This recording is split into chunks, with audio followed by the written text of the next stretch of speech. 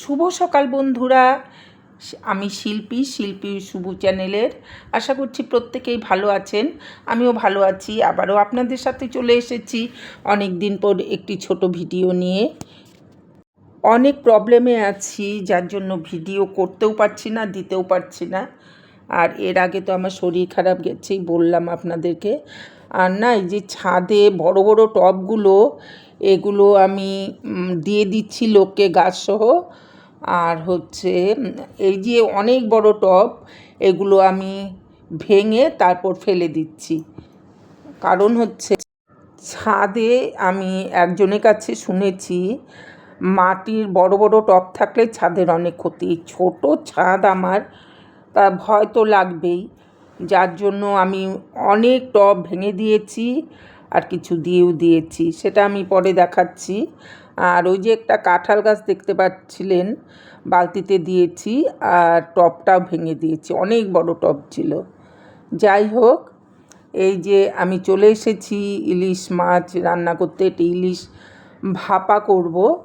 তা ইলিশটা বেশ ভালো ছিল, ডিম সহ ইলিশ মাছ। তা আমি ভাপা করব।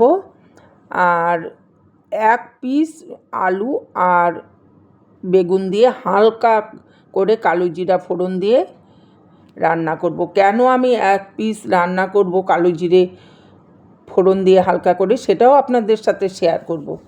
দেখুন রান্না করছি, এটা এখনই দেখে লোভ লাগছে না? সত্যি খুব টেস্টি ছিল। আমি তো ভয়েসটা পরে দিয়েছি। কারা কারা ভালোবাসেন আমার মতো ইলিশ মাছ খেতে, অবশ্যই কিন্তু কমেন্ট করে জানাবেন। আমি সপ্তাহে 2 দিন থেকে 3 দিন তো ইলিশ মাছ খাবই, সে ছোট হোক আর বড় হোক। আজকেটা বড় ছিল, হয়তো আগের দিনেরটা ছোট ছিল, এরকমই হবে। এই যে কত সুন্দর ইলিশ মাছ ভাপা হয়ে গেছে, এখন নামিয়ে নেব। তারপর আমি ওই যে কালো জিরে ফোড়ন দিয়ে হালকা করে একটা পিস আমি বানিয়ে নেব। তারপরে যে চললাম, খাবার দাবারগুলো সব প্যাকিং করে চললাম রাঙাপানিতে। আর আপনারা জানেন যে রাঙাপানি হচ্ছে শিলিগুড়ির কাছেই। আমি মেন রোড দিয়ে না গিয়ে ভেতর দিয়ে, গ্রামের ভেতর দিয়ে গিয়েছি। দেখুন কতটা সুন্দর লাগছে দেখতে গ্রামের দৃশ্যগুলো। আর গ্রামেও না অনেক বড় বড় দেখছি ফ্ল্যাট হয়ে গেছে, আমি তো অবাক হয়ে গেছিলাম দেখে। সেটা তোলা হয়নি, আপনাদের সাথে গল্প করছি। শিলিগুড়ি থেকে রাঙাপানি যেতে 15 থেকে 16 মিনিট লাগে। আমি চলেও এসেছি রাঙাপানিতে। আর ওই যে আমার জামাইবাবু অপেক্ষা করছে, আমি কখন আসব।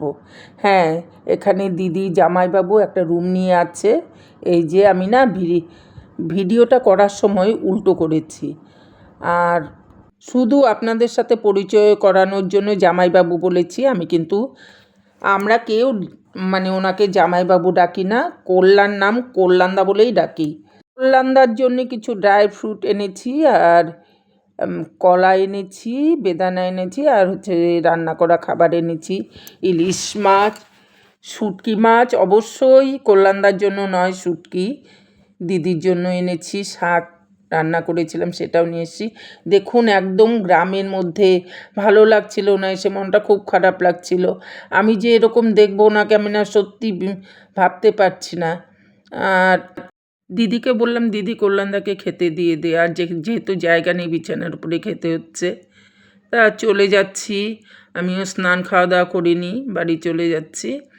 আর হচ্ছে দিদির জন্য খুব খারাপ লাগছিল, কারণ দিদি চাকরি রিটায়ার করেছে, তারপরেই এই পরিস্থিতিতে পড়ল।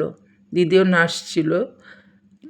আর যাওয়ার সময় খুব খারাপ লাগছিল, গাড়িতে বসে বসে কাঁদছিলাম।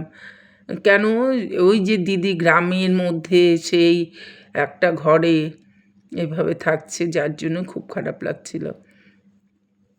আর আমার মনে হয় জামাইবাবু ঠিক হয়ে যাবে, 30টা রে নেওয়ার পর একদম ঠিক হয়ে যাবে।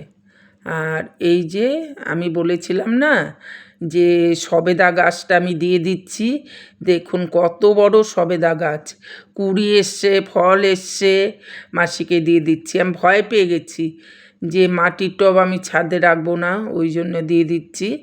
আর বলছি যে মাসি তুমি হলো যখন বেদানা হবে মাটিতে লাগাবে গাছটা, তখন কিন্তু আমাকে বেশি বেশি করে বেদানা দেবে। বলে ঠিক আছে।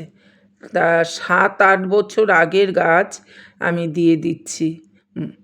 ভীষণ ভয় পেয়েছি একজনের কথা শুনে, যার জন্যই দিয়ে দিচ্ছি সব। বড় বড় গাছ, বড় বড় টব ভেঙে ফেলছি। তা কেমন লাগলো ভিডিওটা অবশ্যই কমেন্ট করে জানাবেন। ভালো লাগার মতো সেরকম কিছু নেই, তবু আপনারা কমেন্ট করবেন। আপনারা ভালো থাকবেন, সুস্থ থাকবেন, নিজের স্বাস্থ্যের দিকে খেয়াল রাখবেন। আজকে এখানেই শেষ করছি ভিডিও। আবারও দেখা হবে আপনাদের সাথে পরবর্তী অন্য কোনো